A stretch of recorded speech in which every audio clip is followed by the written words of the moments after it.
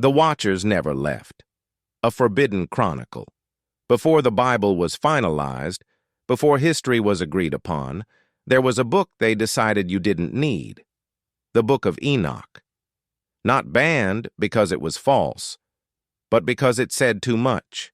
Enoch writes of the Watchers, angels who descended to earth, not metaphorically, not spiritually, physically. They came down from the heavens, took human wives, and taught mankind things we were never meant to know. Astronomy, weaponry, genetics, forbidden knowledge. And when God discovered what they'd done, they weren't destroyed. They were imprisoned. Enoch says they were bound inside the earth, behind great barriers, hidden from humanity until the end of days. Now here's where the story fractures reality. According to Terra Infinita, Earth does not end at Antarctica. The ice is not a boundary of nature, it is a wall. And behind it are other lands, other suns, other civilizations, and beings who are not entirely human. What if the Watchers weren't imprisoned underground?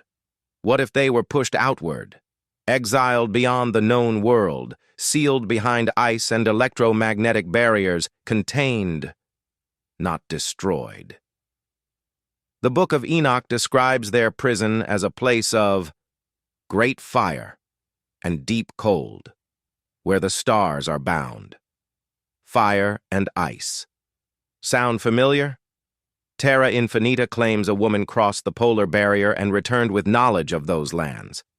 She speaks of advanced beings, civilizations older than ours, entities who remember the first world, not aliens, pre-flood intelligences, the same ones Enoch warned us about, and they are watching us again. Here's what's not conspiracy. The Book of Enoch predates much of biblical canon. It was quoted by early Christians. Antarctica is the only continent fully locked by international treaty. We stopped deep polar exploration abruptly. Ancient cultures across the globe describe beings who descended from the sky. Flood myths appear everywhere. All at the same time, different cultures. Same story. What if the end times described in Scripture isn't the destruction of Earth, but the reopening of the borders, the release of what was sealed away? In those days, the imprisoned Watchers shall be loosed, not from hell, but from beyond the ice.